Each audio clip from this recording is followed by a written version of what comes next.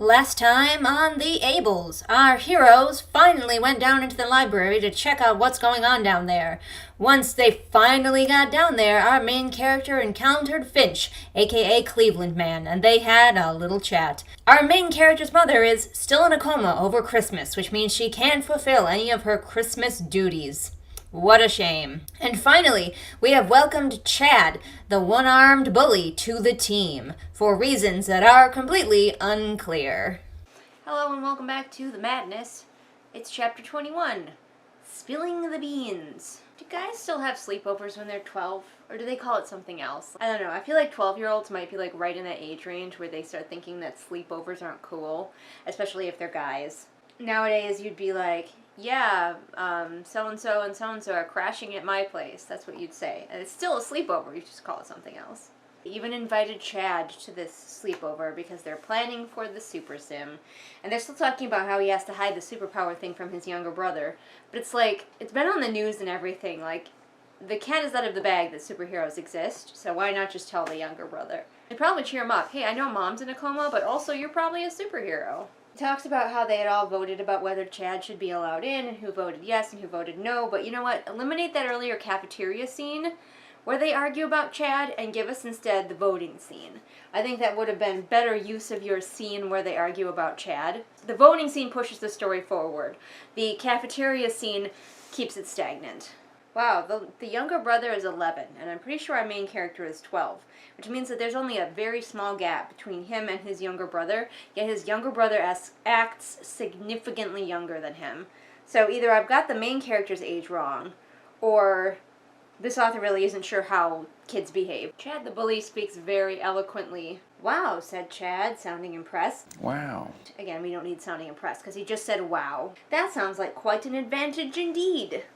Quite an advantage indeed, Chad the bully. Quite an advantage indeed. Take another drink. The main character reminds us that Bentley is smart.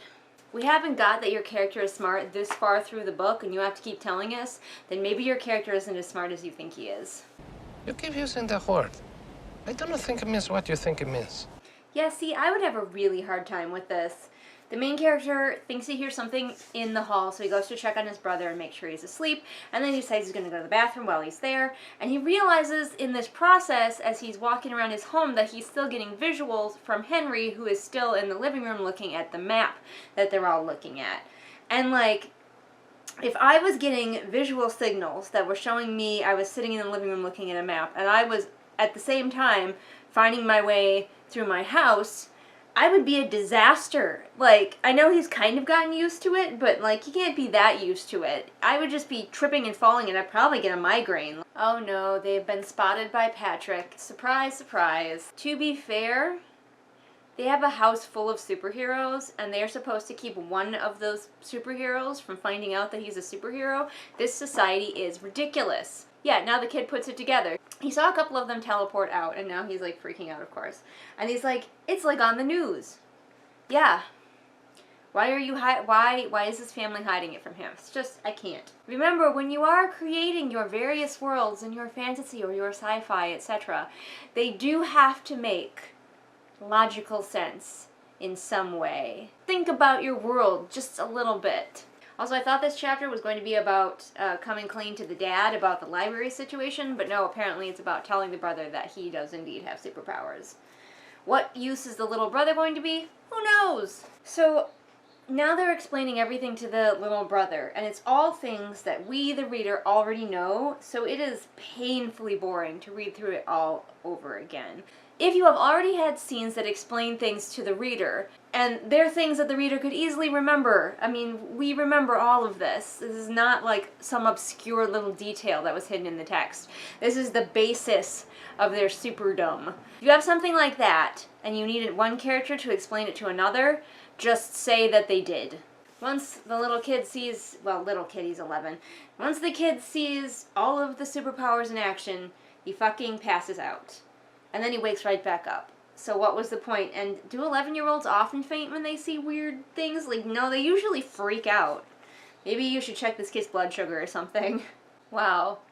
This author is desperate to find a way around his main character's disability that he gave him. They have figured out a way. They've attached a small camera to some glasses.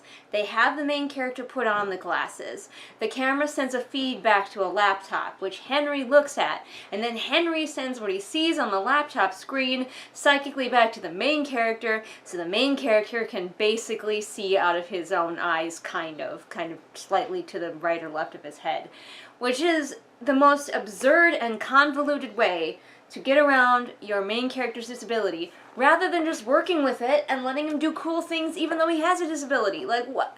So they're just gonna mount the computer on the wheelchair arm of Henry's wheelchair, and poor Henry will basically be reduced to has the job of being eyeballs for some other guy.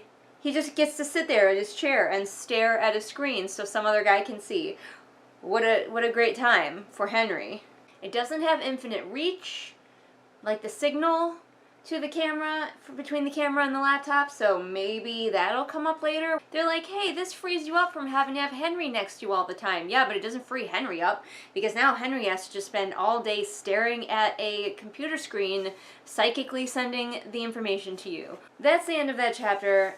I officially loathe this plot point so much. A, why did you write a blind character if you don't want him to be blind? And B, why does everybody, like, everything everyone does is in service of the main character, so the main character can see, so the main character can do this or that, so the main character is protected from the bullies. Like, what is so special about this motherfucker? I hate him. Dang, I did not expect it to be this bad, but yet here we are. I'll see you for the next chapter. Hi, hello, yes, I know it's dark, it's nighttime. I still don't have a new lamp. Darkness is our friend, our only friend, and we're on to chapter 22, called The Book. So in the last chapter, it has been like a couple days, but in the last chapter, it was like the sleepover, and they were learning how to use one guy's powers to make our main character's life easier. And now in this chapter begins with Bentley being obsessed with Fitch's book, researching Fitch's creepy prophecy book. These chapters don't flow together at all. I thought maybe I had missed a chapter, but no. So they're talking about the prophecy that the big, awesome, dangerous supervillain guy could come back. And Bentley's all like, it's not magic, it's math. And they did the math and figured out that, like, genes and bloodlines would come back around. And I'm just like, what the fuck ever? Look how far we are in the book, and I still don't care about any of it. Oh my gosh, make me care. I hate everything about this. Get to the point, smartphone. Smartphone was the nickname Chad had assigned to the uber-bright Bentley, one he generally detested. There are so many things wrong with this, let's go through them so I don't have to keep reading. So, okay, we have Chad. He's given a nickname to Bentley. Apparently, he had given this nickname to Bentley previously. We do not get to see him bestow the nickname. We are just informed that this is a nickname that he has given to Bentley. We do not know, because we were not there when the nickname was coined, why he calls him Smartphone, aside from the fact that he is smart. And we're reminded of that in this sentence Chad had assigned to the uber-bright Bentley, because this author has to drive it into your skull like a dentist drill that Bentley is smart. And then, rather than showing us that Bentley doesn't like the nickname, the author just tells us that too. Why show your reader anything when you can just tell them everything? They don't need details and character interactions. Waste of time. My question is, if there's so little meat to this book, how is it so long? How are you both so wordy and so telly at the same time? Like, normally if people are a bit telly, they also tend to be underwriters, because they just tell you everything that happens and you don't, like, actually experience any of it. But not good old Jeremy Scott. He found a way. Of course, the math suggests that the return of Elben is this year. Gosh, I wish it was already and he had already destroyed everyone in this stupid town. They do decide that Finch cannot be Elben, because the prophecy says that Elben will manifest this year, which means he'll come into his powers this year. And obviously Finch has had his powers for a long time because he's old.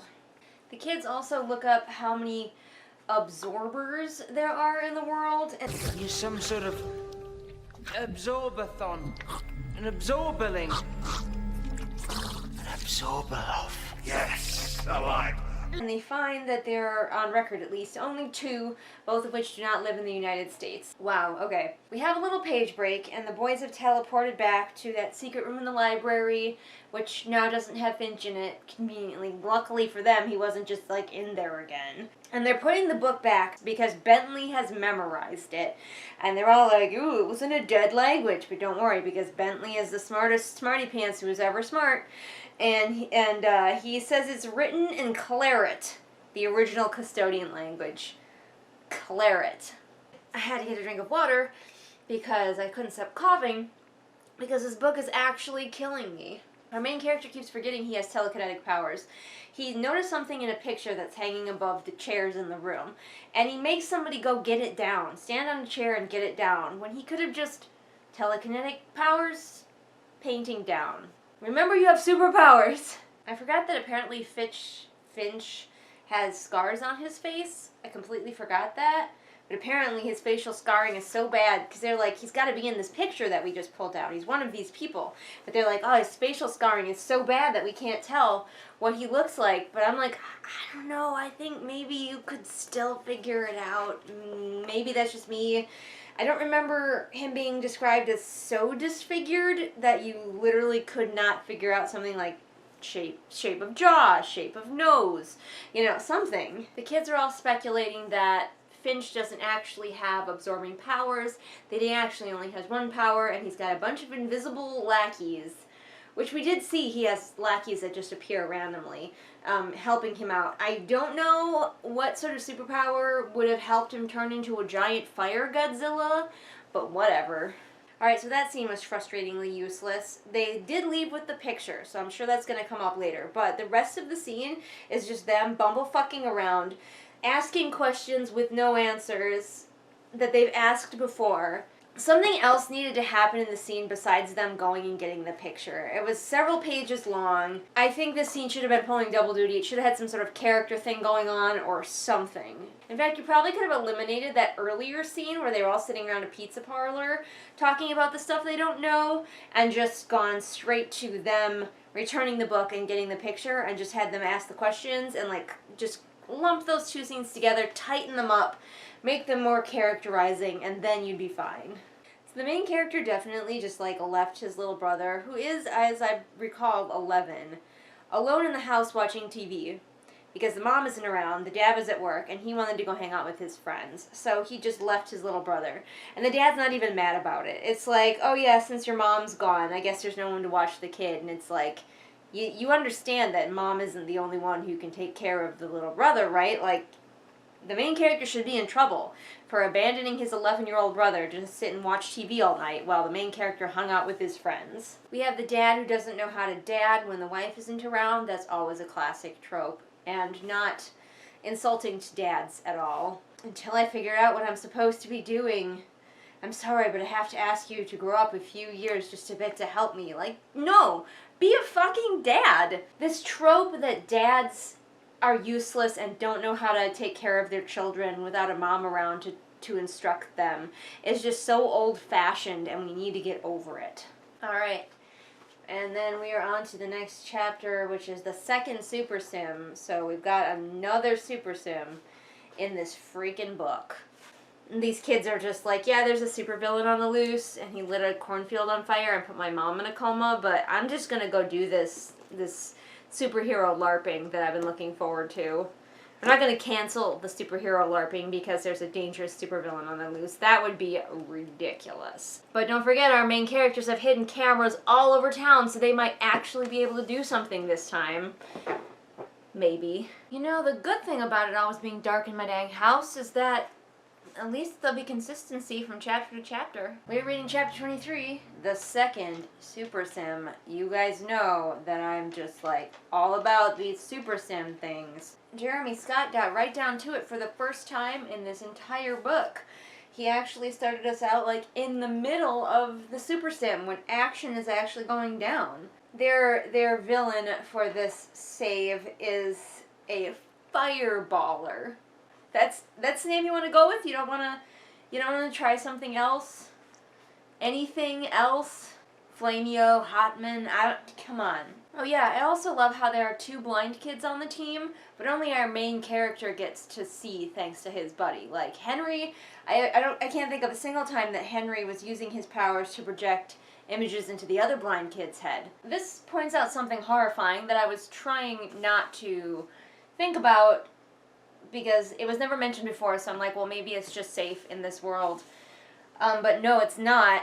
This LARPing is kind of dangerous, especially when one of the adults playing a supervillain is lobbing fireballs at a bunch of teenagers cowering behind a car. Again, they've forgotten for a minute that they have superpowers, but then they were like, oh yeah, one of us can read minds. Read the mind of the bad guy and tell us what he's thinking. And the bad guy comes back thinking, I don't want to hurt these kids, don't let me hurt these kids. And I'm just like, well, that's horrifying. Welcome to another episode of Horrifying Implications. Today on Horrifying Implications, we're going to talk about superhero LARPing, where children could be killed. Forget, like, disabled kids not being allowed to do this. No kids should be allowed to do this if it's that dangerous. So, our heroic hero of hero-ness has finally come up with a plan. Took him a really long time, but now he's got one. The plan is that Chad, the bully, who can turn invisible, is going to run around behind where the fireball thrower guy has a woman hostage, you know, pretend hostage, we're LARPing. And our main character is going to make some kind of distraction, presumably psychically grabbing one of the fireballs and like either holding it in the air or throwing it back or whatever. And then Chad is going to grab the hostage, turn them both invisible, and flee. Which leaves Henry, who has been acting as previous as our main character's eyes via that whole crazy camera setup. And fortunately for the narrative, Henry is happy to just stay there and just be somebody's eyes, and that's it. So that's good. It's a good thing he doesn't actually want to participate. I mean, he's kind of participating, but like in the most limited way possible. It's a good thing he's fine with just sitting behind the dumpster and staring at a screen. Okay, never mind, our main character's plan is way dumber than I anticipated. They're going with the invisibility plan, but he's not going to start catching the fireballs and either holding them menacingly or lobbing them back towards the villain. He's like using his telekinesis to open the gas tanks of all the cars in the parking lot that they're in. And also he found like a gas, like, canister whatever in the back of a pickup truck, and he is now pouring that around in the bed of the pickup truck. So his plan is apparently to light a car on fire, and this is the worst thing I've ever heard. I guess they really are screwed if Super Genius Bentley isn't around, because like some of them are on the other side of town now that they have a full team. I guess they decided they can split up their team. Then our main character feels it necessary to step out from behind where they're hiding to get Fireball Guy to throw fireballs at them when he was already throwing fireballs at them, but this way looks more heroic. Well, I feel like our main character and his team are going to get in a lot of trouble for all of the property damage they are causing. I mean, I'm sure they take into account that some property damage might happen. There are superpowered teenagers running around, whatever, but this kid is intentionally lighting vehicles on fire. This is a unnecessarily aggressive distraction. He was dumbfounded, exactly as I hoped he'd be. I think the bad guy is dumbfounded not because you did something so hugely impressive that he doesn't know what to do with it, but more like he wasn't expecting a 12-year-old to light a fucking parking lot full of cars on fire, because obviously he's got gasoline going to all the cars, it's a chain reaction, cars are exploding, like he is doing way more damage than the supervillain ever was, and I really hope that he gets punished for it, because I am not on board with his strategy at all. Chad has gone MIA, they can't reach him on the radio. Possibly our main character lit him on fire. I can only imagine. Okay, apparently this guy is just down with all this property damage. Maybe these are prop cars. Maybe these cars don't belong to anyone, because he's recovered from his amazement and is just like lobbing more fireballs now. So I guess the fact that multiple cars are on fire and an engine exploded is fine. Don't worry though, the main character has a fire extinguisher, so when the fireballs come hurtling towards him a second time, he just holds up the fire extinguisher. And the adult who's playing this supervillain, is getting annoyed with this kid and is sending more and more fireballs at him. So like, what, that's, sure. So they realize that they don't have Chad, and the main character's like, okay, I need to go grab, what's his nuts from the other team? What is his name? James, who can teleport. And he's like, I need James right now, send him over, and Bentley is like, actually, he's been captured. So Bentley's team is not doing well. The main character's fire extinguisher is empty, and apparently he has not come up with the idea that he could just retreat back behind the dumpster that they were previously hiding behind. Apparently that is no longer an option. But he's like, okay, I can't have James, the teleporting kid. Give me Donnie. Donnie is my last resort with his super speed. Okay, our main characters have now moved on from destroying property to, like, straight up murdering people. Not intentionally. It's accidental manslaughter, but Donnie comes running down the street, and apparently, for some reason, Chad is in the street and unconscious and invisible. Unclear why. Yet, Donnie trips over Chad, but because he's going so incredibly fast, he just keeps careening forward. I picture him bouncing like a stone on the top of the water, you know? I'm sorry, I can't take this seriously. And he smashes into the villain and the hostage and just sends them, like, flying. And, like, they found the guy on a roof and they had to disentangle the woman from a tree. And, like, I'm assuming they were just murdered. I don't even know. I think Donnie is probably murdered. Okay, Donnie lived, but, like, what the hell? Apparently we need to get Donnie out of commission. Jesus. So the main character is like, shit, everything went downhill, everything is ruined. I thought we were going to succeed, but we lost. And I'm like, yeah, you lost because you seriously injured some people, but before that, you destroyed multiple cars, and you didn't think for a second that that was going to be a problem?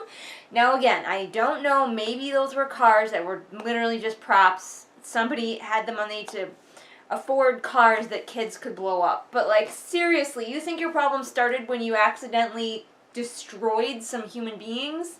The next chapter is called Consequences, and, we'll get to it when we get to it, because, like, I can't with these people right now.